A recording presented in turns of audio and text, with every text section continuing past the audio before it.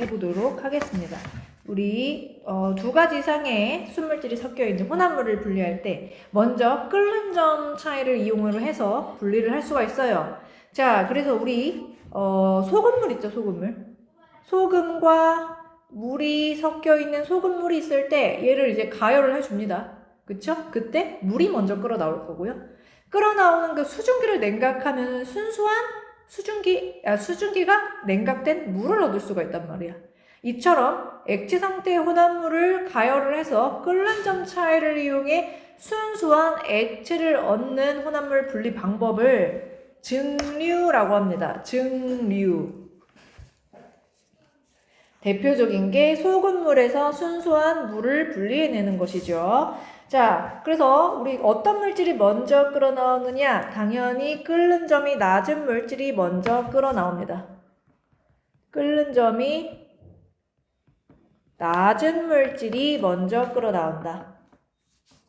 자, 그래서 소금과 물이 있을 때 물의 끓는 점이 100도씨니까 물이 먼저 끓어 나올 것이고 소금은 염화나트륨이죠. 얘는 녹는 점이 802도야, 참고로. 녹는 점이, 끓는 점이 아니라. 끓는 점은 그거보다 훨씬 더 높단 말이야.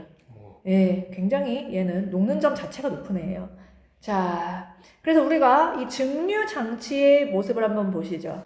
증류 장치의 모습을 보시면 핫 플레이트를 이용을 해가지고 이 액체 상태의 혼합물을 가열을 해주고 있죠. 가열을 해주고 있고요. 그 다음에 가열을 할 때 수증기가 먼저 끓어 나오죠. 자, 그때 이 가지 달린 그 삼각 플라스크의 요 고무 호스를 통해서 수증기가 슉 하고 빠져나오는데 그때 수증기가 냉각된 물이 이 시험관에 모이겠죠. 이렇게 모일 거고요. 자, 찬물이 담겨져 있어서 주변 비커에 찬물이 담겨져 있어서 냉각을 해주는 역할을 합니다.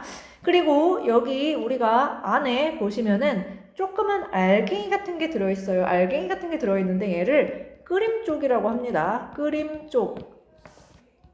우리가 이 혼합물을 가열을 하다 보면은 우리 막 라면 끓일 때처럼 얘를 가열을 하다가 어느 순간에 막 뽀글뽀글뽀글 막 기포가 형성되면서 갑자기 확 거품이 생기면서 끓어 넘칠 수가 있습니다. 갑자기 끓어 넘치는 것을 방지해주는 역할을 끓임쪽이 합니다. 갑자기 끓어 넘침을 방지한다. 갑자기 끓어 넘치는 게 갑자기 많은 양의 기포가 발생해서 그런 거거든요. 수증기 기포가.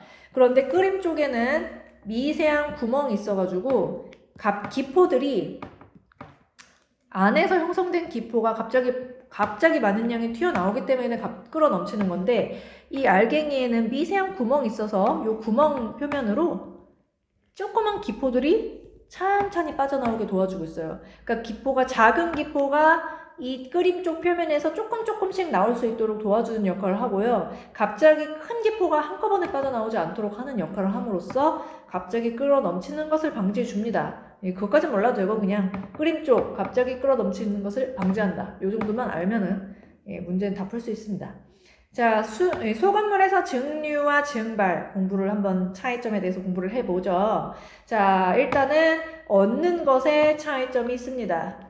얻는 것에 차이점이 있는데 증류는 소금물을 가열을 해가지고요. 순수한 물을 얻는 거죠. 즉 액체를 얻는 거야. 순수한 액체, 즉 여기선 물이죠. 순수한 물을 얻는 것이 목적이라면 증발은 뭐냐면은 소금물을 가열해가지고 물을 수증기로 날려버리고 바닥에 있는 하얀 가루 소금을 얻는 거죠. 소금을 얻는 것은 증발입니다. 목적이. 하지만 공통점은 무엇이냐면은 끓는 점 차이를 이용을 해가지고 물질을 분리를 했다라는 것은 공통점입니다. 그래서 증류는 액체를 얻는 것이고 증발은 액체 녹아있는 고체를 얻는 것이 목적이다 이 말이에요. 자, 우리 끓는 점 차이를 이용한 분리의 예를 보시면 물과 에탄올의 분리. 자, 물과 에탄올의 분리가 있고요. 그 다음에 탁한 술에서 맑은 술을 얻기. 자, 그 다음에 바닷물에서 식수 얻기. 그 다음에 원유의 분리, 원유, 기름 부자들 있죠? 저기 중동에.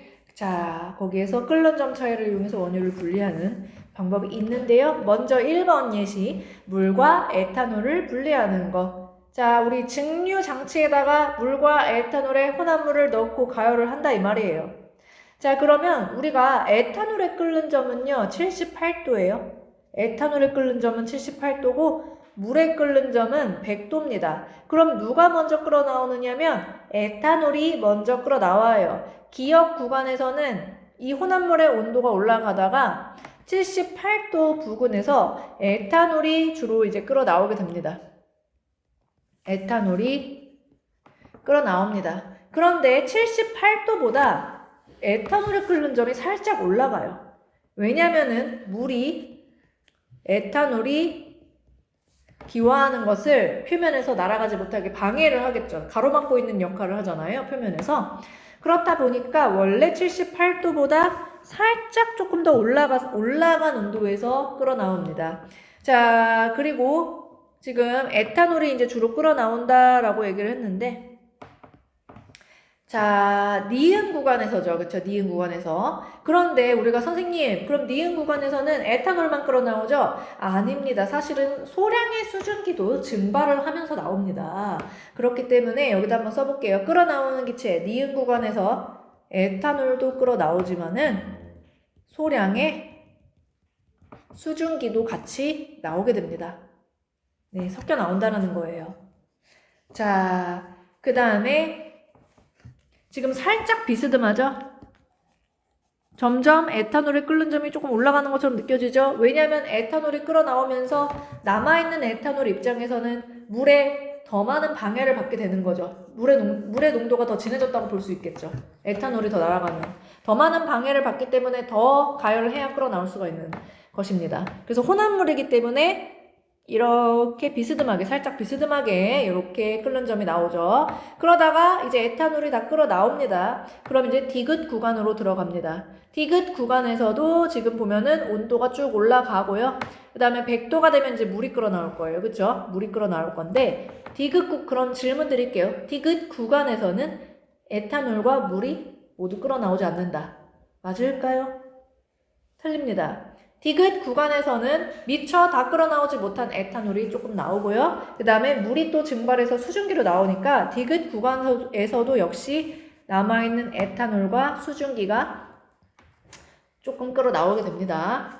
증발하는 거죠. 수증기는 증발하는 거고 에탄올은 미처 나오지 못한 에탄올이 나오게 되고, 그 다음에 이제 리을 구간으로 가면은 이제 에탄올도 다 빠져나갔고, 그 다음에 이제 물만 남아있을 거예요. 리을 구간에서는 그렇기 때문에 에탄올은 없이 순수한 수증기가 끓어 나오게 됩니다. 자, 그래서 이 구간은 순물질이기 때문에 끓는 점이 비스듬하지 않고 반듯하게 나오죠? 그쵸? 자, 넘어가겠습니다. 자, 그 다음에 넘어가셔서 탁한 술에서 맑은 소주를 얻는 방법도 역시 뭐예요? 끓는 점 차이를 이용한 증류의 방법입니다. 우리 술을 만들 때 곡물을 발효해가지고 만든 탁한 술 있어요. 뭐 예를 들면 막걸리 같은 것도 좀 탁하죠. 색깔이 뿌옇고요. 그래가지고 우리가 이 탁한 술로부터 소주 성분인 에탄올만 따로 분리하는 거겠죠. 그래서 여기 지금 소주골이에요. 얘가 지금 소주골이라는 장치인데요. 얘가요. 지금 구조를 보면은 여기 아랫부분에 탁한 술이 있고요. 얘를 이렇게 가열을 해줍니다. 그러면은 여기에서 이제 끓어나온 에탄올이죠. 에탄올. 자, 에탄올이 기화가 되겠죠. 기화가 되면서 쭉 올라오고요. 이 소주꼬리의 구조를 보면은 자, 이렇게 틈이 있어가지고 요 사이로 기화한 에탄올이 올라올 수 있습니다. 이렇게 올라오는데, 자, 올라오다가, 자, 위에 찬물이 담긴 접시가 이렇게 있습니다. 찬물이 담긴 접시가 있어서 이 기화한 에탄올 기체가 찬물과 만나게 되면 냉각이 돼요. 자, 찬물과 만나면 에탄올 기체가 액체가 되면서 똑똑 떨어져요. 액체방울이 똑똑 떨어집니다. 똑똑똑똑 떨어져서 여기 끄트머리 있죠? 여기 이렇게 모입니다. 똑똑 떨어진 에탄올이 끄트머리에 모이게 되고요. 얘가 이렇게 살짝 기울어져 있어요. 주둥이가. 그래서 여기에서 모여있는 에탄올이 또르르르르르르 해서 똑똑 떨어집니다. 구조적으로. 그래서 이쪽에 에탄올이 따로 모이는 거죠. 이렇게. 그래서 탁한 술에 있는 끓는 점이 낮은 에탄올이 먼저 끓어 나오는 것을 이용을 해서 끓는 점 차이를 이용한 예가 되겠고요. 여기서 상태 변화가 두 가지가 나오는데 끓어오르는 것은 기화이고요. 그 다음에 찬물이 담겨있는 접시와 만나게 되면 기화한 에탄올이 다시 액화가 돼서 액체가 되어 톡톡 떨어지겠죠. 자, 빈칸 채워주시고요. 네. 자, 그래서 우리가 탁한 술에서 맑은 소주 얻기 했고요. 그 다음에 우리 바닷물에서 식수 얻기. 요것도 이제 우리 증류를 이용한 예가 돼요. 바닷물이 있는데요. 얘를 자, 햇빛이 비추면은 바닷물에서 물이 수증기로 증발을 하겠죠. 자, 그래서 여기 물에 기화라고 써주시고요. 자, 물이 기화해서 생긴 수증기가 있죠. 이 수증기가 요렇게 돔 형태로 뭐 천막이라든지 구조물을 세워두면 자, 이 구조물과 만나게 되면서 열 에너지를 뺏겨서 수증기가 액화가 되겠죠. 물방울로 그러면 또르르르르르르 해가지고 기울어져 있으니까 자, 양쪽 끝에 모이게 되겠죠. 자, 이렇게 모인 물을 우리가 따로 얻어주면은 순수한 물만 얻어줄 수가 있는 거죠. 자, 그 다음에 이제 우리가 원유의 증류를 통해서 원유 속에 있는 혼합물을 분리하는 방법 공부를 해보도록 하겠습니다. 자, 원유가 있고요. 이 원유가 관을 통해서 액체니까 공급이 되겠죠. 그때 이 원유를 가열을 해줍니다. 가열을 해주게 되면 대부분은 끓는 점이 그렇게 지금 높은 애도 있어요. 끓는 점이 높은 애도 있지만 대부분은 다 기화가 돼서 얘네들이 자, 위로 이렇게 올라가게 되거든요. 위로 올라가게 되는데, 자, 위로 올라가면서 점점 식을 거예요. 자, 그쵸. 위로 올라가면서 점점 식을 거기 때문에, 자, 증류탑의 온도 낮아지게 되겠습니다. 위로 올라갈수록 식으니까. 자, 아래쪽으로 내려올수록 가열이 돼서 바로 올라왔기 때문에 증류탑의 온도는 아래쪽이 높습니다. 자, 그래서 아래에서 위로 올라가면서 열을 뺏기면서 점점 온도가 낮아지겠죠. 자, 그러면 우리가 이제 가열을 해가지고 대부분이 기화가 돼서 위로 올라가게 되고요.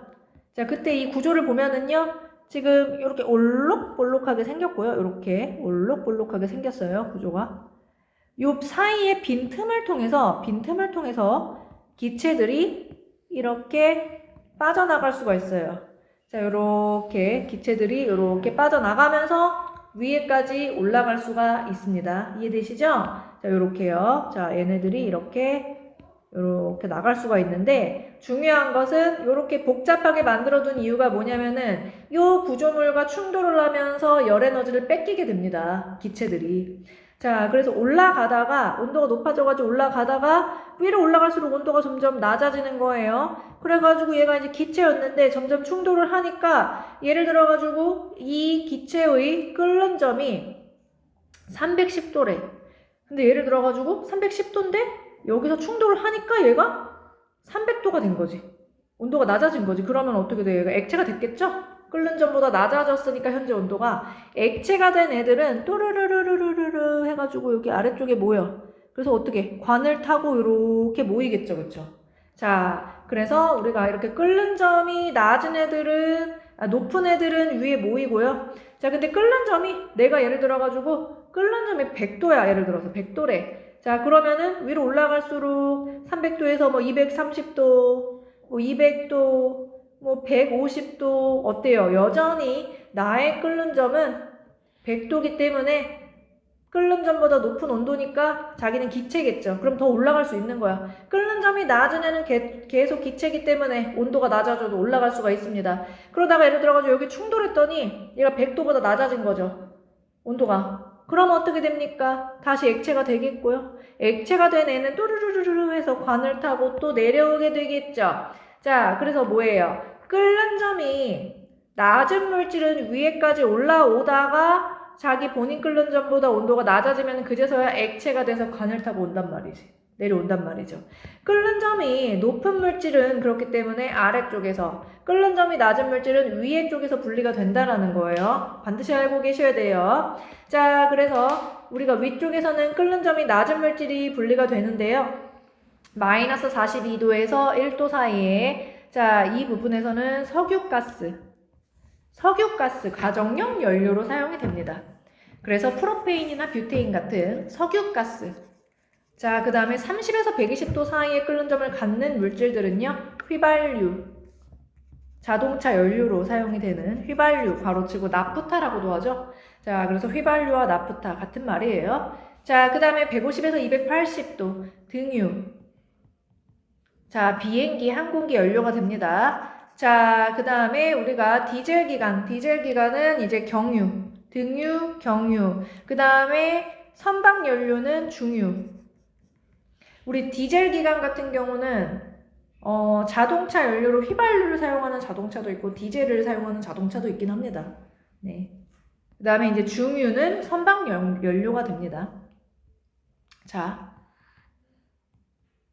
그래서 우리 보면은 등은 이제 우리가 등이나 경은 이제 가볍다라는 뜻이고요. 중은 이제 무겁다라는 뜻이잖아요. 끓는 점이 좀 더 높은 그런 기름이란 뜻이 있습니다. 이름에 보시면. 자, 그래서 우리가 자, 그 다음에 보시면은 얘가 가열을 했음에도 불구하고 얘가 여전히 고체 상태 찌꺼기로 나오는 물질이 있어요. 얘는 고체 상태로 나온다라는 거는 녹는 점과 끓는 점이 매우 높다라는 의미가 되겠죠? 아예 아래쪽에 찌꺼기로 나오는 게 아스팔트. 도로 포장재로 사용이 됩니다. 자, 그래서 우리가 지금 요거 학교에서 어떤 선생님에 따라서 다른데 요걸 순서대로 다 외워야 되는 선생님도 있고 아니면은 요 직류탑의 구조에서 위로 올라갈수록 끓는 점이 낮고 아래로 갈수록 높은 물질이 분리된다. 네, 요거 말씀을 해주시면 되는 그런 학교마다 좀 다르기 때문에 선생님이 알려주신 대로 공부를 해야 되는데 보통은 요거까지 막 다 외우게 내는 선생님은 없습니다. 그렇게는. 자, 먼저 분리되는 물질은 누구일까요? 자, 생각을 해보세요. 얘가 있잖아. 먼저 분리가 된다라는 거는 일단은 가열을 했을 때 빨리 기화가 돼서 빠져나오는 물질이겠죠. 일단 나오기 위해서는 먼저 끌어올라야 되겠죠. 그 다음에 빠져나올 거 아니야. 그러면은 먼저 분리되는 물질은 끓는 점이 낮은 물질이 먼저 빠져나온다라는 거죠. 즉 제일 위에부터 나오겠죠. 여기 있는 애부터. 자, 이유는 뭐야? 먼저 기화가 되어서 올라오기 때문에 끓는 점이 낮은 석유가스가 제일 먼저 빠져나오겠네요. 얼른 써주시고요. 자, 그 다음에 우리 끓는 점 차이를 이용해서 공기 속에 있는 구성하는 질소, 아르곤, 산소 등을 분리를 해볼 수가 있습니다.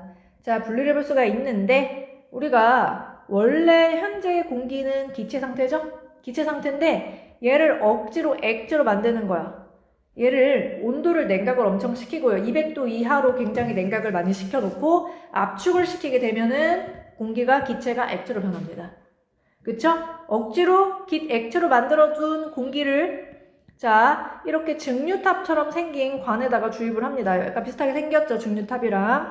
역시 마찬가지로 액체 공기를 주입을 하면서 서서히 온도를 서서히 올려주고요. 압력도 서서히 낮춰주겠죠, 그쵸? 그러면은 누가 기체가 먼저 되겠어요? 끓는 점이 낮은 게 먼저 이제 기체가 되는데요. 질소 기체가 끓는 점이 마이너스 195.8도, 약 마이너스 196도가 되거든요. 자, 그래서 끓는 점이 낮은 질소 기체가 먼저 위에서 빠져나오게 됩니다. 자, 위쪽에서는 끓는 점이 가장 낮은 질소 기체가 빠져나옵니다. 그래서 위쪽은 끓는 점이 낮은 기체가 빠져나오고요. 자, 끓는 점이 낮은 기체는 이 용기 벽면에 충돌을 해도 열 에너지를 잃어도 여전히 기체 상태이기 때문에 자, 위에까지 올라올 수 있는 거라 그랬어요. 그렇지만 아래쪽에서는 상대적으로 끓는 점이 높은 기체가 빠져나옵니다. 자, 끓는 점이 높은 기체는 어때요? 자, 얘는 위에까지 못 올라가고요. 지금 위로 올라갈수록 열 에너지를 잃기 때문에 자, 아르곤 같은 경우는 이제 우리가 끓는 점이 약 마이너스 186도 정도가 되거든요. 아르곤 같은 경우는 아래쪽에서 빠져나오게 됩니다. 자, 먼저 빠져나오는 기체는 질소 기체가 되고요. 이유는 먼저 기화되어서 나오기 때문이에요. 근데 지금 보면은 공기의 대부분이 질소, 산소, 그 다음에 이제 조금 소량의 아르곤, 뭐 이산화탄소 이렇게 있는데, 그때 지금 산소 같은 경우는 끓는 점이 제일 높아요. 마이너스 183도거든요. 근데 얘 같은 경우는 액체 상태로 주입을 하면은 어때요? 온도를 서서히 올려준다 그랬잖아요. 아주 굉장히 천천히. 근데 얘는 여전히 액체 상태인 거예요. 끓는 점이 높기 때문이겠죠? 마이너스 200도에서 서서히 올려주잖아요. 그래서 먼저 기체가 된 애가 빠져나오고 위쪽에서 빠져나오고 그 다음에 조금씩 올려주다가 아르곤의 끓는 점보다 높아지면 이제 얘가 기화가 돼서 빠져나오겠죠. 그쵸? 근데 우리가 그 이후에 이제 산소가 있을 거 아니에요. 산소가 있을 텐데 산소의 끓는 점까지 우리가 굳이 더 온도를 높여줄 필요는 없겠죠. 어차피 분리가 세 가지가 분리가 된 거니까 산소는 액체 상태로 위로 올라가지 않고 아래쪽에서 분리가 됩니다. 그 다음에요, 우리가 뷰테인과 프로페인의 혼합기체를 분리하는 방법에 대해서 한번 공부를 해볼게요. 뷰테인과 프로페인은 석유가스를 구성하는 기체 상태의 물질이에요. 상온에서. 자, 뷰테인과 프로페인이 혼합이 되어 있다는 거예요. 그때 우리가 뷰테인의 끓는 점은 마이너스 0.5도씨고요. 프로페인은 끓는 점이 더 낮아요. 영하 마이너스 42.1도씨입니다. 자, 그때 이렇게 혼합기체가 들어있는 둥근 플라스크를요, 소금이 섞여있는 얼음에 넣어주게 됩니다. 얼음이 있는 이 수조에 넣어주게 됩니다. 소금과 얼음이 섞이게 되면은, 원래 얼음은 0도잖아요. 그런데 소금을 넣어주게 되면은, 마이너스 24도씨까지 낮아질 수가 있습니다. 자, 우리 소금이 얼음으로부터 녹아나온 소량의 물에 녹을 수가 있는데 소금이 물에 녹는 반응은요, 열을 빼앗아가는 흡열 반응이에요. 그러니까 온도를 낮춰줄 수가 있는 거고요. 소금이 녹아들면서. 그리고 우리 혼합물의 끓는 점, 어는 점 배웠을 텐데 소금이 물에 녹아들게 되면은 물의 어는 점을 낮춰주는 역할을 하죠. 그래서 얼음이 더 낮은 온도에서 얼게 되니까 어떻게 됩니까? 자, 물에 소금이 녹으면서 열이 나오고 어는 점이 내려가니까 녹아있던 얼음이 어떻겠어요? 녹아있던 얼음이 온도도 내려가고 더 낮은 온도에서 얼겠죠. 지금 그렇기 때문에 흡열 반응과 어는 점 낮춤 효과에 의해 가지고 소금이 0도가 아니라 영하 24도씨까지 열을 뺏기면서 온도가 내려갈 수가 있어요. 자, 그래가지고 우리가 정신 차리세요. 자, 그래서 우리가 여기 소금이 섞여 있는 얼음에다가 넣어주게 되잖아요. 자, 그러면 현재 온도가 마이너스 24도씨라고 해볼게요. 자, 그런데 뷰테인의 끓는 점은 마이너스 0.5도씨고요. 프로페인의 끓는 점은 마이너스 42.1도씨예요. 프로페인, 뷰테인 이렇게 있는데 현재 온도가 이 온도예요. 현재 온도는 프로페인의 끓는 점보다는 높기 때문에 현재 이 온도에서 프로페인은 기체 상태겠죠? 그리고 현재 온도가 뷰테인의 끓는 점보다는 낮기 때문에 뷰테인은 액체 상태일 거예요. 이해되십니까? 자, 그래서 지금 이 중간 정도의 얘네 둘의 중간 온도에 맞춰 주었더니 하나는 기체, 하나는 액체로 상분리가 되었죠? 자, 그래서 지금 여기 있는 모여있는 액체는 뭐예요? 바로 뷰테인 액체가 될 것이고요. 그 다음에 여기 이제 기체 상태로 계속 존재하는 것은 프로페인이 될 것이에요. 프로페인. 그러면 우리가 이렇게 상분리가 되었기 때문에 자연스럽게 여기다가 뭐 호스 같은 거를 꽂아가지고 프로페인 기체를 모아주고 그 다음에 안에 있는 액체만 따로 모아주면은 뷰테인 액체가 되겠죠. 자, 이런 식으로 해서 우리가 두 기체의 중간 정도 끓는 점에 맞춰주게 되면 상분리가 되면서 자연스럽게 분리가 된다. 자, 그 다음에는 우리가 밀도차를 이용한 혼합물의 분리 들어가 보도록 하겠습니다. 자, 우리 재호가 있는데 재호 사촌 동생이 있어요. 예를 들어서 자, 우리 재호가 여자친구를 주려고 하트 모양의 빨간 스타이로폼 구슬이랑 새로 만든 쇠구슬 두 개를 우리 재호가 다 나눠놨어요. 이렇게 자, 쇠구슬 스타이로폼 굿을 나눠놨어요. 근데 동생이 애기가 와가지고 이걸 다 엎어놨어요. 이걸 다 섞어버렸어. 재호가 따로따로 다 하나하나 분리를 해놨는데 이거 어떡해요?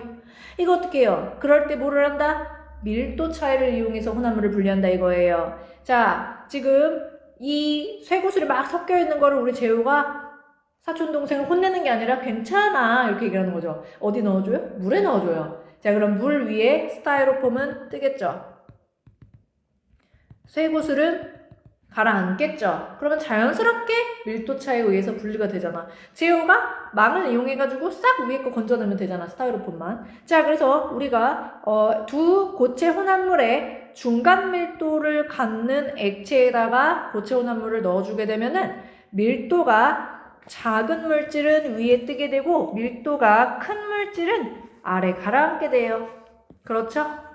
자, 그래서 우리가 이 그림상에서 밀도를 비교하면 제일 밀도가 큰 거는 아래 가라앉아 있는 B예요. B 고체고요. 그 다음이 물이고요. 그 다음에 A 고체예요. 이렇게 써주실 수가 있겠죠. 자, 이렇게 우리가 밀도 차이를 이용한 고체 혼합물의 분리의 예를 보시면은요, 우리가 벽시를 분리할 때 벽시 속에 쌀알이 꽉 차 있는 그런 좋은 벽시가 있고요. 껍데기만 있고 비어있는 쭉정이가 있어요. 자, 그래서 우리가 좋은 벽시를 고를 때에는요, 지금 아래쪽에 가라앉아 있는 게 꽉 차 있고 밀도가 큰 지금 아래쪽에 있는 요 부분이 좋은 벽시예요. 자, 얘네들은요, 소금물에다가 넣어주면은요, 소금물 액체에 넣어주면 좋은 벽시는 아래 가라앉고요. 자, 속에 비어있는 쭉정이 있죠? 쭉정이는요, 위에 이렇게 떠오르게 돼요. 자, 그래서 소금물을 이용해서 분리를 해주게 되면은요, 밀도가 제일 높은 것은 좋은 벽시예요. 아래 가라앉아 있는 거. 그 다음이 소금물이고요. 밀도가 제일 낮은 것이 위에 떠있는 쭉정이에요. 자, 그 다음에 우리가 신선한 달걀을 고르기 한번 볼게요. 마트에 가시면은 달걀을 팔잖아요. 근데 이렇게 눈으로 보았을 때 우리가 오래된 달걀인지 신선한 달걀인지 헷갈릴 수가 있어. 아니면 마트에는 그래 유통기한이 써 있잖아. 근데 예를 들어가지고 냉장고에다가 달걀을 막 사서 넣어놨는데 이게 언제적 산 달걀인지 헷갈리는 거죠. 그럴 때 볼 수 있는 거죠. 자, 우리 신선한 달걀 같은 경우는 공기에 오래 노출이 되지 않았기 때문에 안에 공기층이 적어요. 그런데 오래된 달걀은 공기에 노출이 많이 됐기 때문에 안에 공기가 많이 들어가 있게 됩니다. 그러므로 우리가 소금물에다가 달걀을 넣었을 때 바닥에 가라앉는 것은 공기가 덜 들어있기 때문에 밀도가 높은 큰 신선한 달걀이에요. 그에 비해서 오래된 달걀은 공기가 많이 들어가 있기 때문에 밀도가 낮아서 위에 뜨게 됩니다. 그래서 신선한 달걀이 아래 가라앉아 있겠죠. 밀도 비교를 해보시면은 신선한 달걀의 밀도가 가장 큽니다. 공기층이 적게 노출되었기 때문이죠. 중간 밀도는 소금물이고요. 자, 낮은 밀도는 오래된 달걀이 되겠죠. 자, 그 다음에 스타이로폼에 모래가 묻어있는 경우가 있어. 우리 재호가 뭘 만들려고 스타이로폼 조각을 모았는데 사촌 동생이 와가지고 모래를 막 뿌려버린 거예요. 아니면 모래에다가 떨어뜨린 거죠. 그래서 막 묻었어요, 모래가. 이걸 언제 다 털어? 라고 그럴 것 같았죠? 하지만 우리 착한 재호는 괜찮아 그러면서 물 한 바가지 떠와 그러는 거죠. 어떻게 해준다? 자, 물에다가 모래가 묻은 스타이로폼을 넣어주는 거죠. 자, 제목은 스타이로폼과 모래 분리. 그랬을 때 제가 스타이로폼은 밀도가 낮아서 물 위에 뜨죠. 스타이로폼은 위에 뜨고요. 모래는 밀도가 물보다 크기 때문에 아래 가라앉습니다. 자, 그래서 순서는 모래가 밀도가 가장 크고요. 물이 중간이고요. 스타이로폼이 밀도가 가장 낮죠. 자, 그 다음에 액체 혼합물 분리 보겠습니다. 자, 액체 혼합물인데요. 또 이제 어떤 애가 물어본다. 선생님, 아까 물이랑 에탄올이랑 그런 액체 혼합물 분리할 때 끓는 점 차이로 분리한다면서요? 끓는 점 차이요. 그런데 끓는 점 차이로 액체 혼합물을 분리할 때 걔들은 잘 섞였단 말이야. 얘들이 잘 섞였기 때문에 층이 안 나뉘어졌단 말이에요. 그런데 우리 서로 잘 안 섞이고 이렇게 층이 나뉘어지는 액체 혼합물이 있어요. 물이랑 식용유처럼 서로 잘 섞이지 않는 액체 혼합물은 분리하기가 훨씬 쉽죠. 밀도 차이를 이용해서 우리가 분리를 하면 쉽죠. 굳이 끓일 필요가 없다 이 말이야 이것은요. 자, 그래서 서로 안 섞이는 액체 혼합물의 경우는 우리가 분별 깔때기, 양이 많을 경우에는 분별 깔때기를 이용을 해서, 분별 깔때기가 얘죠. 이렇게 생기네. 얘로 분리를 하고요. 소량일 때는 우리가 이렇게 층이 나뉘어져 있을 때 스포이트를 이용을 해가지고 위에 층을 빨아들이면 된단 말이죠. 자, 소량일 때는 스포이트를 이용을 해서 분리를 하면 됩니다. 자, 분별 깔때기 요렇게 생겼어요. 자, 아래 꼭지가 있고요. 꼭지가 있고 그 다음에 마개가 있습니다. 자, 그래서 우리가 뭐 예를 들어서 물이랑 식용유가 섞여 있다라고 할 때 층이 나뉘어지죠. 자, 위에 식용유가 뜨고 아래 물이 있게 될 텐데 밀도가 낮은 물질은 위에 뜨게 되고요. 밀도가 높은 물질은, 밀도가 큰 물질이라고 할까요? 큰 물질은 밀도가 작은 큰, 네, 이런 물질. 자, 작은 애는 위에 뜨고 큰 애는 아래 가라앉게 되겠죠. 자, 그래서 우리가 이렇게 있을 때 비교를 하면은 지금 얘가 A고 얘가 B거든요. 지금 그림상에서. 그럼 아래에 있는 게 B잖아. B가 A보다 밀도가 크다라고 얘기를 할 수가 있어요. 자, 그 다음에 우리가 그러면은 분별 깔때기를 이용을 하는 방법은요. 자, 일단은 요 꼭지가 처음에는 닫혀 있어야겠어요. 꼭지가 닫아져 있어야 되고요. 참고로 얘기를 하면은 지금 얘가 이렇게 수직하게 되어 있는, 이게 앞에서 보았을 때 얘가 이렇게 지금 요 면이 수평하게 되어 있을 경우가 있고, 얘가 요렇게 요 손잡이가 앞으로 이렇게 수직하게 될 수가 있고 이렇게 수평하게 될 수가 있거든요. 이렇게 수직하게 되게 되면은 잠그는 거고요. 수평하게 되면은 얘가 이렇게 돌리게 되면은 여기가 구멍이 여기와 여기로 오게 되면서 샥 내려오게 돼요. 내가 이걸 써봤거든요. 여기 이렇게 요걸 돌리면서, 그러니까 열었다 닫았다 하는 거예요. 자, 그 다음에 여기 마개가 있어요. 마개가 있는데 마개를 이렇게 닫아 놓으면은 여기 꼭지를 열어도 안 나와. 액체가 안 나옵니다. 아래에 있는 애가. 왜냐면은 아랫부분에서 대기압이 작용하기 때문이에요. 근데 꼭 이 마개를 열어주게 되면은 윗부분에서도 대기압이 작용을 하기 때문에 얘가 아래로 내려올 수가 있는데, 마개를 닫아주게 되면은 아랫부분에서만 대기압을 받기 때문에 액체가 나오지 못하게 돼요. 자, 그렇기 때문에 반드시 마개를 이제 열어주셔야 됩니다.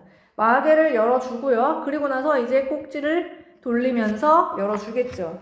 그럼 이제 구멍이, 자, 여기 구멍이 아랫부분으로 오게 되면서 얘가 이렇게 쑥 내려온단 말이에요. 자, 그러면서 아랫부분에 밀도가 큰 물질이 먼저 분리가 되고요. 그 다음에 중간 정도 왔을 때 지금 꼭지를 또 잠가줘야겠죠? 다 나오면 안 되니까. 그래서 B가 내려오게 되면은 다 잠가주고요. 그 다음에 새로운 비커로 받쳐주고 A를 또 받아줘야겠죠.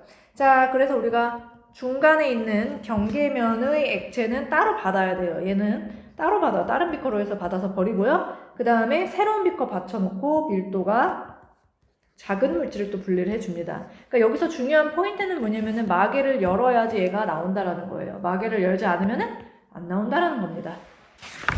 자, 분별 깔때기에서 마개를 열어야 되는 까닭이 뭐냐? 마개를 열어야지 대기압이 작용을 해서 액체가 내려간다라는 거예요. 액체 혼합물의 분리의 예를 한번 보실게요. 밀도차 분리를 이용한 예를 보시면 누가 위에 층에 있고 누가 아래 층에 있는지 비교를 하실 수가 있어야 되거든요. 자, 먼저 물과 식용유가 있을 때 위에 있는 애 밀도가 낮은 애는 식용유예요. 이거 외우셔야 돼. 아래에 있는 애는요 밀도가 큰 물이에요. 자, 그래서 밀도 비교하면은 식용유보다 물의 밀도가 큽니다. 자, 그 다음에 간장과 참기름이 있어요. 우리 여기 앞에서 물과 식용유를 보셔서 아시겠지만 물이랑 기름이랑 있을 때 기름이 위에 떠요. 그쵸? 얘는 기름이고요. 간장 같은 경우는 물에 짠맛이 나는 소금과 여러 물질들이 섞여 있다고 보시면 되겠어요. 자, 그러니까 기름이 뜨니까 어때요? 자, 참기름이 간장 위에 뜹니다. 참기름이 간장 위에 떠요. 기름이 위에 뜹니다, 일반적으로. 자, 그래서 밀도는 간장보다 참기름보다 간장의 밀도가 큽니다. 자, 참기름보다 간장 이렇게 써주세요. 자, 그 다음에 물이랑 에테르가 있어. 자, 에테르도 얘도 기름이에요. 기름 용매입니다. 자, 그렇기 때문에 기름이 물 위에 뜨는 거예요. 에테르가 물보다 자, 밀도가 작기 때문에 위에 뜹니다. 자, 에테르 물 요렇게 써주세요.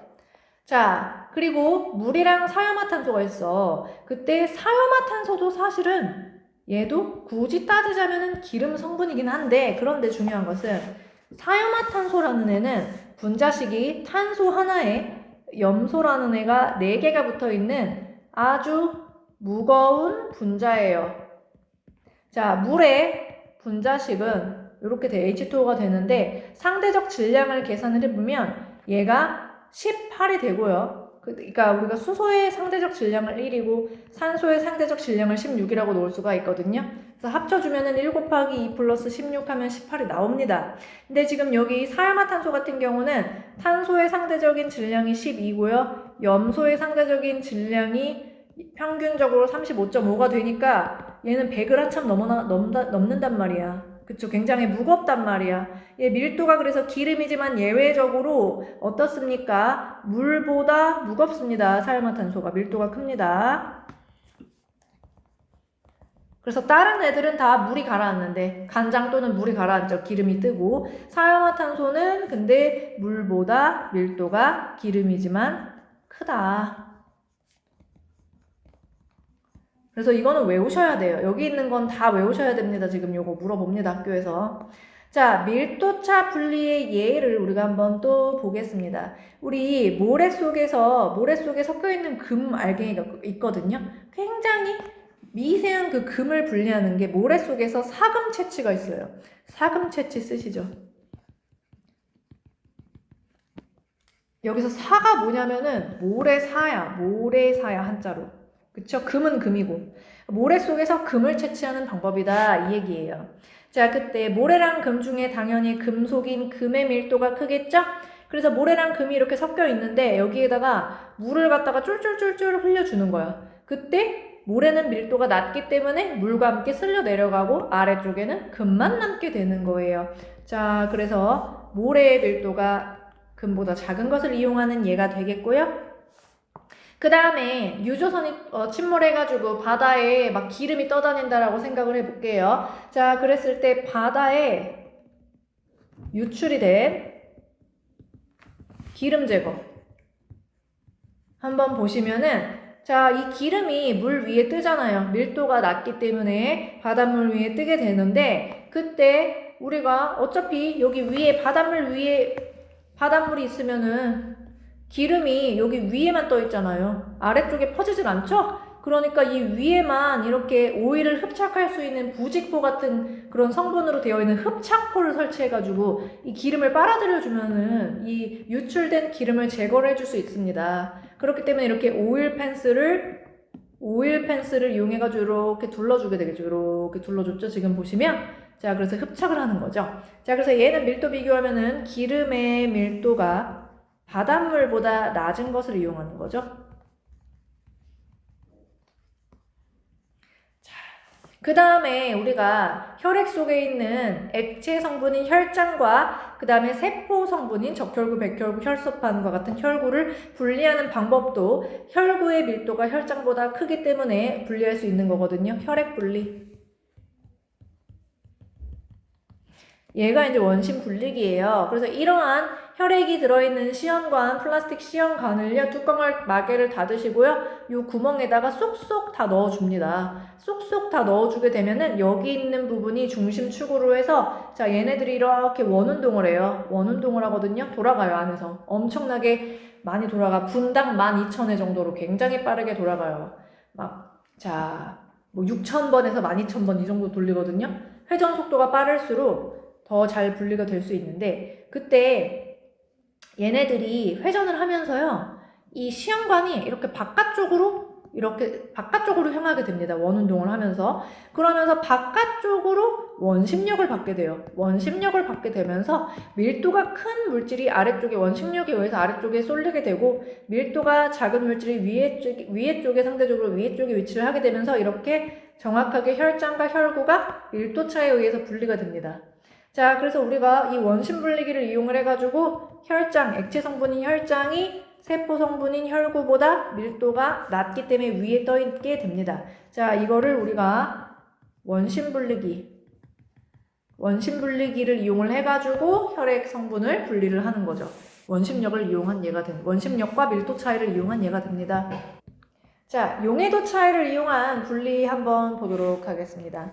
자, 우리 아까 전에 이제 용해도를 배웠죠? 그 용해도가 온도에 따라서 다릅니다. 온도에 따라서 다른데 우리가 예를 들어가지고 어떤 물질이 자, 염화나트륨이라는 애랑 붕산이라는 애가 있었어. 같이 녹아 있었어. 근데 보시면은 염화나트륨이라는 애는 용해도 온도에 따른 용해도 차이가 적어. 근데 붕산이라는 애는 어때? 크죠? 그럼 둘이 섞여 있었을 때 온도를 낮춰주게 되면은 대부분 결정으로 석출되는 게 붕산일 거란 말이죠. 염화나트륨은 거의 석출이 안 되고. 자, 그렇기 때문에 우리가 이렇게 온도에 따른 용해도 차이를 이용해서 순수한 고체 물질을 따로 분리하는 방법을 재결정 방법이라고 해요. 녹아있던 거를 다시 결정으로 석출한다. 그래서 다시 해서 녹였다가 다시 석출한다. 그래서 재결정이라고 하고요.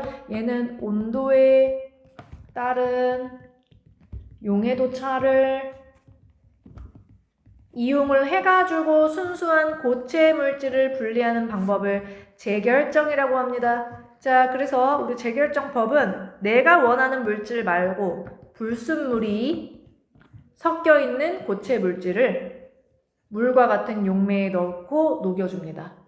자, 처음에는 온도를 높여서 녹여주고요. 그리고 온도를 서서히 낮춥니다. 온도를 점점 낮춥니다. 그러면은 어때요? 용해도 차이가 큰 애가 결정으로 석출되겠죠? 그쵸? 자, 그래서 온도를 낮춰주거나 아니면은 또 다른 방법은 용매를 날려버리는 경우도 있어. 증발시켜버리는 경우가 있어. 그럼 용매 양을 줄여주게 되면은 어떻습니까? 결정으로 석출되는 애가 어쨌든 간에 용매 양이 줄어들면은 그 차이가 굉장히 클 거예요. 녹을 수 있는 양의 차이가. 어쨌든 간에 온도를 낮춰주거나 용매를 증발시켰을 때 온도에 따른 용해도 차이가 큰 애가 결정으로 많이 석출이 되면서 순수한 고체 물질을 얻을 수가 있습니다. 그래서 우리 문제에서는 보통 요거 온도를 낮춰가지고 결정 석출하는 문제가 나옵니다.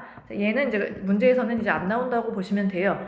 자, 그래서 온도를 낮춰가지고 순수한 고체 물질을 얻어보자. 재결정법으로 분리를 해보자. 자, 그래서 예제 문제를 한번 보시면은요. 물 80도에 물 100g에 염화나트륨 20g, 붕산 20g을 녹였습니다. 자, 80도에서 물 100g에 염화나트륨은 지금 보니까 한 37g 정도까지 녹을 수 있네요. 약. 근데 20g 지금 녹아 있는 거니까 다 녹을 수 있겠죠. 염화나트륨도. 그 다음에 붕산 같은 경우는 80도에서 용해도가 요 정도인데 지금 요거는 20도보다는 조금 높아. 한 25 정도 되는 한 3 정도 되는 것 같아요. 여기가 25니까. 자, 어쨌든 간에 지금 해당 온도에서 어때요? 더 녹을 수 있는 상태죠. 20g이면은. 다 녹을 수 있는 거예요. 20g이면 80도에서. 자, 이렇게 녹였다 이거야. 자, 그리고 나서 20도로 냉각을 시킵니다. 20도로 냉각을 시키고 나서 보니까 20도에서 붕산의 용해도는 5g이에요. 20g 중에 5g밖에 못 녹으니까 15g이 석출되겠죠. 자, 하지만 염화나트륨은 온도에 따른 용해도 차이가 크지 않기 때문에 20도에서도 35.9g이에요. 녹을 수 있는 게. 20g 여전히 다 녹을 수 있죠? 더 녹을 수 있는 상태예요, 심지어. 자, 그리고 나서 이제 냉각을 하고 거름종이를 걸렀을 때 거름종이 위에 남는 물질은 석출되는 물질이 될 것이에요. 즉, 석출되는 물질은 붕산이고요. 그 질량은 15g이 석출이 되는 거죠. 자, 그래서 이렇게 써주시면 되겠죠.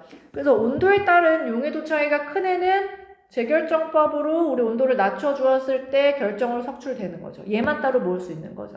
지금 이 상태에서 염화나트륨이 일종의 불순물이겠네요. 그죠? 붕산 입장에서. 자, 그래서 우리가 재결정법을 이용한 혼합물의 분리의 예를 보시면은요, 순수한 질산칼륨의 분리법. 질산칼륨 같은 경우는 우리 온도에 따른 용해도 차이가 굉장히 큰 애였거든요. 그래서 이 질산칼륨에 소량의 불순물이 섞여 있을 때 얘를 온도를 높은 온도에서 녹였다가 냉각을 시키면은 순수한 질산칼륨이 거의 대부분이 결정으로 석출되니까 이 과정을 계속 반복을 하면은 순도 높은 질산칼륨을 얻을 수가 있겠죠. 그래서 이렇게 순수한 질산칼륨의 분리가 있고요. 그 다음에 위에서 배웠던 것처럼 염화나트륨과 온도에 따른 용해도 차이가 크지 않은 염화나트륨과 차이가 큰 붕산의 혼합물을 분리하는 방법도 재결정법으로 분리를 할 수가 있고요. 자, 그 다음에 우리가 바다에서 얻은 천일염 있죠? 천일염. 바닷물을 날리게 되면 천일염이 나오게 되는데 여기에서 우리가 순수한 염화나트륨만 따로 얻고 싶을 거예요. 정제소금. 천일염에서 정제소금을 얻는 것도 자, 재결정법으로 분리를 해줄 수 있는 것이고요. 그 다음에 우리가 어떤 아스피린이라든지 여러 가지 약품 있어요. 그쵸? 자, 제약회사에서 어떤 약품을 화학 반응을 통해서 만들어서 그 물질만 따로 얻어주기 위해서, 즉 합성약품을 정제를 해주기 위해서 순수한 그 물질만 따로 얻어주기 위해서도 이와 같이 재결정법을 이용해서 냉각을 시켰을 때 석출되는 거를 따로 모아준다라는 거예요. 그래서 재결정법을 이용한 이런 예시 알아두시고요. 또 크로마토그래피, 혼합물 분리 방법 중에서 우리 거의 다 했거든요. 증류도 했고 밀도차 분리도 했고 고체 상태 고체 혼합물을 중간 밀도 액체에 넣어가지고 분리하는 방법과 액체 혼합물을 분별 깔때기를 이용해서 밀도차 분리하는 방법을 했었고 용해도차 분리도 했었고 크로마토그래피 해보겠습니다. 자, 크로마토그래피 초등학교 때 한번 해보신 적 있으신 적 없으세요?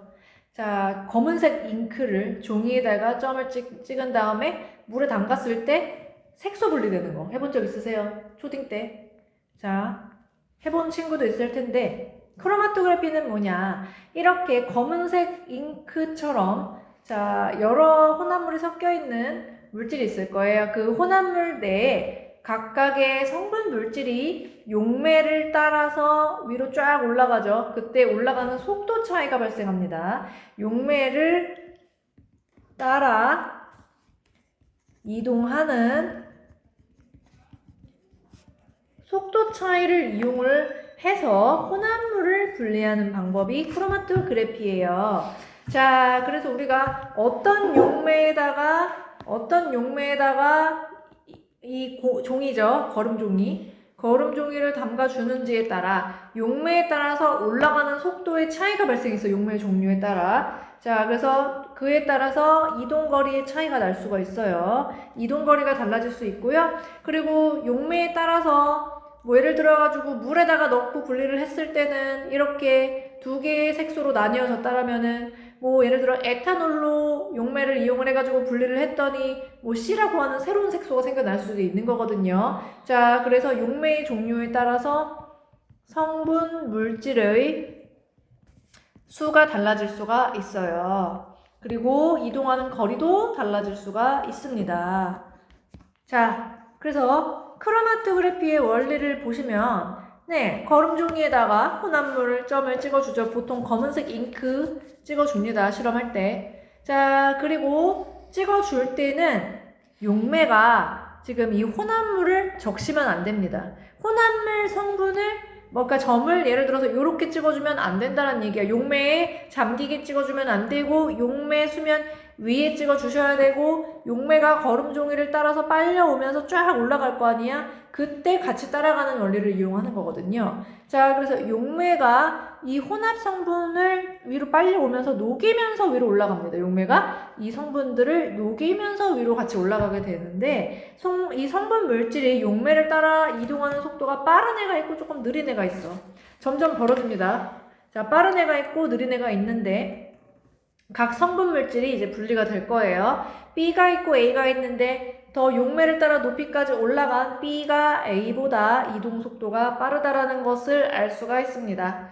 자, 그러면은 우리가 거름종이와의 흡착력을 비교를 해보면 A는 위로 올라가기보다는 B보다 더 느리게 올라갔죠. 즉 거름종이하고 부착하는 힘이죠. 흡착력은 A가 늦게 올라갔기 때문에 A가 더 크다라는 거예요. B보다 A가 거름종이와의 흡착력은 높은 것이고 용매를 따라 이동하는 속도는 B가 더 빠르다라는 것이죠. 자, 이 지금 상태 그림을 보았을 때 지금 이 혼합물을 구성하고 있는 성분 물질은 두 가지로 분리가 되었잖아요. 그러니까 최소 두 가지로 이루어져 있다는 것을 알 수가 있어요. 하지만 다른 용매를 이용해서 실험을 한다면은 두 가지보다 더 분리가 될 수 있어요. 뭐 예를 들어서 알고 봤더니 A가 아니라 A가 C라는 또 다른 애랑 섞여 있었던 거겠죠. 그쵸? 자, 그런 식으로 용매 종류에 따라서 두 개보다 더 많이 나타날 수 있기 때문에 최소 두 가지다라고 해야지 맞는 겁니다. 자, 넘어가시고요. 자, 그러면은 우리가 크로마토그래피 결과 가장 멀리까지 이동하는, 위에까지 제일 멀리까지 이동하는 물질은 용매를 따라 이동하는 속도가 빠른 물질이라는 것을 알 수가 있습니다. 자, 요 모양의 그림에 그 문제가 많이 나오게 되는데요. A에서 E까지 크로마토그래피를 해서 분석을 해보는 겁니다. 자, A 물질을 분석을 해보았는데요. A 물질을 여기 지금 보면은 0이라고 적혀 있는 점 있죠? 여기에다가 점을 찍는 거예요. 그리고 나서 쭉 용매를 따라 이동하는, 자, 올라간 센티미터를 측정을 하는 겁니다. 자, 그랬을 때 A 같은 경우는 3cm 위치에서 점 하나가 나오더라는 거예요. B 같은 경우는 크로마토그래피 했더니 3cm와 4cm의 점이 찍히고요. C는 4cm에만, D는 4cm, E는 1cm에만 점이 찍힌다라는 것을 알 수가 있어요. 이 그림상에서 보았을 때 A는 한 종류의 물질로 이루어져 있는 순물질이라는 것을 알 수가 있어요. 그 다음에 B는 어때요? B는요, 혼합물이죠? B는 혼합물이죠. 두 점이 찍혔으니까. C는 어때요? 순물질이죠. 한 점만 찍혔으니까. 그 다음에 D도 혼합물이고요. E는 한 점만 찍혔으니까 순물질이라는 것을 알 수가 있습니다. 그 다음에 혼합물을 보실 때요. B를 볼게요. B는 어떤 물질로 이루어져 있느냐? 우리가 요 3cm에 있는 물질을 A라고 해보죠. 어차피 순물질이니까. 자, 그리고 여기 4cm에 있는 점을 C라고 해보죠. C 물질이라고 해보고, 자, 1cm에 있는 점을 E 물질이라고 해보면요. B 같은 경우는 누구랑 누가 섞여 있는 거냐면 C와 A가 섞여 있는 거고요. D는요, C와 E가 섞여 있다는 것을 알 수가 있습니다. 자, 그러므로 B 물질은 A 플러스 C라고 써볼 수가 있고요. 그 다음에 D 물질은 C 플러스 E라고 써볼 수가 있습니다. 그 다음에 용매를 따라 이동하는 속도를 비교를 해보면은요. 지금 A, C, E를 비교를 해보면 제일 빨리 올라간 거는 C죠. C가 제일 높이까지 올라갔으니까 이동 속도가 제일 빠른 게 C고요. 그 다음에 3cm 올라간 A고요. 제일 속도가 느린 거는 1cm 올라간 E가 되겠습니다. 자, 그러면 이런 크로마토그래피의 특징은 뭐냐면요. 굉장히 빠른 시간에 한꺼번에 여러 물질을 분리를 할 수가 있어요. 한 번만 크로마토그래피 돌리면 성분 물질이 쫙 분리가 되죠. 자, 그래서 쉽고 간단하고 한 번에 모든 물질을 분리를 할 수가 있습니다. 그래서 정리를 해보면 일단은 점을 찍었을 때 적은 양으로도 분리가 가능하죠. 조금만 잉크 색소를 찍어줘도 적은 양으로도 각 성분 물질을 분리를 할 수가 있어요. 적은 양의 혼합물도 분리가 가능하고요. 그 다음에 굉장히 성분이 많이 섞여 있는데 그 더군다나 성질이 비슷하고 많이 섞여 있어가지고 복잡한, 굉장히 성분 물질이 많아서 복잡한 혼합물도 한 번에 각 성분 물질로 분리가 가능해요. 한 번에. 자, 그 다음에 굉장히 실험 방법이 간단하고 시간이 짧게 걸려요. 굉장히 짧은 시간 내에 빠르게 분리를 할 수가 있다는 거죠. 간단하게. 자, 그래서 크로마토그래피의 이용, 우리가 맨날 초등학생 때 실험했던 게 잉크 색소 분리 있죠? 자, 사인펜 잉크 색소 분리. 사인펜 잉크 색소 분리 대표적이죠. 자, 그 다음에 우리 운동선수들이 경기를 하기 전에 올림픽에 뭐 출전을 했다. 그때 이 사람들이 뭐 남성 호르몬 제제를 먹어가지고 근육을 키워가지고 더 점수가 높게 나올 수 있겠죠. 자, 그때 그런 약물 복용을 했는지 혈액을 뽑아가지고 뭘 한다? 도핑 테스트를 한다. 그때 그 약물 성분이 크로마토그래피 결과 밴드로 딱 찍히면 뭐 예를 들어가지고 1cm에 있는 거는 약물이다. 그 도핑 테스트에 걸린 약물이다. 그럼 1cm의 밴드가 뜨면 안 된다는 거죠. 그쵸? 크로마토그래피를 이용해서 도핑 테스트를 할 수 있고요. 우리가 음식물에 있는 중금속 있죠? 농약 이런 거 검출을 할 때. 자, 그래서 우리가 식품에 농약이라든지 중금속 이런 것들을 검출을 할 때도 크로마토그래피를 사용할 수 있고요. 아니면은 우리가 내가 원하는 음식물 속에 내가 원하는 단백질이 있는지 해당 단백질 성분을 검출을 할 수도 있고요. 그 다음에 우리 식물의 잎을 떼서 잎의 색소에 초록색을 띠는 엽록소도 있고요. 그 다음에 뭐 약간 노란색 계열을 띠는 뭐 잔토필이라든지 주황색 계열을 띠는 뭐 카로틴이라든지 여러 색소들이 있어요. 이 식물의 잎에. 자, 잎의 색소 분리. 자, 잎의 색소 분리 실험도 식물의 잎을 즙을 내가지고 거름종이에다가 이쑤시개 같은 걸 이용해서 콕콕콕콕콕 초록 색깔 점을 찍어주고 그 다음에 에탄올 용매에다가 쫙 올려주면은 초록색, 뭐 노란색 이런 색소가 분리가 되더라는 거예요. 식물의 잎에서도. 자, 그래서 우리가 크로마토그래피 실험을 보면은 뭔가 어떤 거야? 굉장히 내가 원하는 물질이 있는지 없는지 검출하는 거. 그 색소가 있는지 없는지 검출하는 거. 그런 실험에 보통 크로마토그래피를 사용하는 거죠. 요 성분이 있느냐 없느냐 이걸 확인할 때. 자, 그래서 우리가 수성 사인펜 잉크의 색소 분리 실험 한번 보시죠. 자, 실험을 할 때 아까도 말했다시피 지금 용매에 혼합물이 적셔지게 하면 안 된다 그랬죠? 이 수면보다 조금 위쪽에 혼합물을 찍어주셔야지 아래쪽에 잠기게 해서 찍어주면은 용매를 따라 종이를 타고 위로 올라가는 것이 아니라 이 혼합물이 이렇게 용매 물속에 녹아가지고 위로 올라가질 않겠죠, 그쵸? 자, 이렇게 해주셔야 되고 그 다음에 용매가 종이를 따라서 위로 올라가야 되는데 올라오기도 전에 바깥으로 증발해서 날아가 버리면 안 되기 때문에 입구를 또 막아주셔야 돼. 입구를 막아주셔야 돼. 자, 그래서 첫 번째, 자, 입구 막기. 입구를 막아가지고 용매가 종이를 따라 올라오기도 전에 증발해버리면 안 돼. 자, 그 다음에 물이 이제 거름종이를 따라 쫙 올라온단 말이야. 올라올 때 이 종이의 길이가 한정이 되어 있잖아요. 그래서 이 종이 끝까지 올라오기 전에 실험을 멈춰야 돼요. 자, 물이 거름종이 위에 끝까지 올라오기 전에 멈추어야 됩니다. 사실은 이게 왜 이렇게 돼야 되느냐? 우리가 보통 각 성분 물질의 전개율이라는 것을 계산을 하거든요. 전개율은 용매가 이동한, 이거는 시험에 안 나와요. 용매가 이동한 거리분에 해당하는 각 성분 물질이 이동한 거리, 이게 이제 전개율이거든요. 그래서 지금 전개율은 이제 물질의 특성인 거야, 이것도. 성분 물질마다 다른데, 내가 전개율을 계산하려고 봤는데, 예를 들어서 물이 예를 들어서 뭐 10cm 이동을 했다. 근데 뭐 어떤 색소가 뭐 7cm 이동했다. 그럼 전개율이 10분의 7에서 0.7 될 거 아니야? 이런 식으로 계산을 하면 되는데, 근데 예를 들어가지고 물이 다 빠져나온 거야. 그럼 여기가 뭐 15cm인지 더 빠져나가서 17cm인지 내가 어떻게 알아? 이만큼이 15cm라고 하면. 그쵸? 전개율을 계산을 할 때 부정확할 수 있기 때문에 우리가 다 빠져나가기 전에 용매가 끝까지 빠져나가기 전에 실험을 멈춰야 됩니다. 이 전개율은 물질의 특성이기 때문에 어떤 용매로 전개율을 계산했더니 뭐 0.5가 나오면 어떤 물질이다 이런 게 정해져 있는 거거든요. 자, 그래서 이걸 정확하게 측정하기 위해서 올라오기 전에 멈춰야 되고요. 사인펜 잉크를 찍을 때는요, 진하게 여러 번 찍어야 돼요. 약하게 찍으면 실험이 잘 안 돼요. 진하게 해당하는 점에 여러 번 찍어야 되고요. 그 다음에 이 점을 찍을 때 물에 잠기지 않게 찍어야 돼. 용매에 잠기지 않게.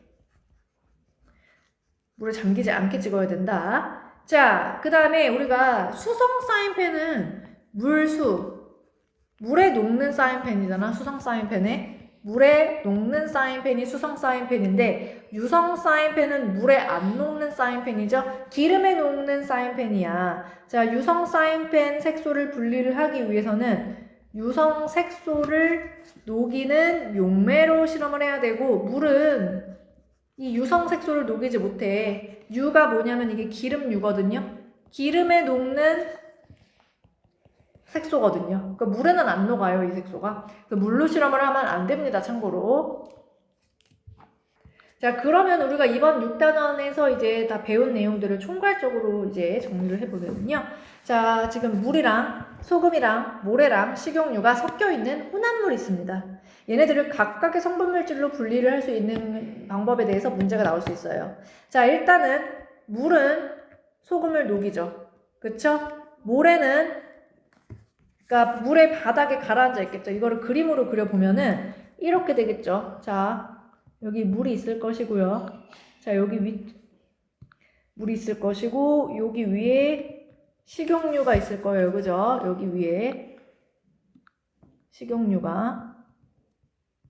그리고 바닥에 모래가 가라앉아 있을 것이고 소금은 물에 녹아가지고 이렇게 소금물로 있겠죠. 이런 상태입니다. 자, 그러면 일단은 밀도 차이를 이용해서 우리가 분리를 진행을 해야겠죠. 밀도 차이를 이용해서 여기 위층에 있는 식용유 먼저 분리를 할 수 있겠죠. 분별 깔때기나 스포이트 등을 이용을 해가지고 위의 층을 밀도 차로 분리를 합니다. 자, 그러면은 물 위에 뜨는 것이 식용유죠. 물 위에 뜨는 것이 식용유고 자, 물과 섞여 있는 소금, 그 다음에 물 아래 가라앉아 있는 모래가 있겠죠. 모래는 물에 녹지 않는 건 당연히 알고 계시죠? 자, 그러면 물, 소금, 모래 얘네들을요. 거름 장치를 이용해서 거름 종이에 걸립니다. 걸러줍니다. 거름을 했을 때 물에 녹아있는 소금은 거름 종이를 통과를 하고요. 물에 녹지 않는 모래는 거름 종이 위에 걸립니다.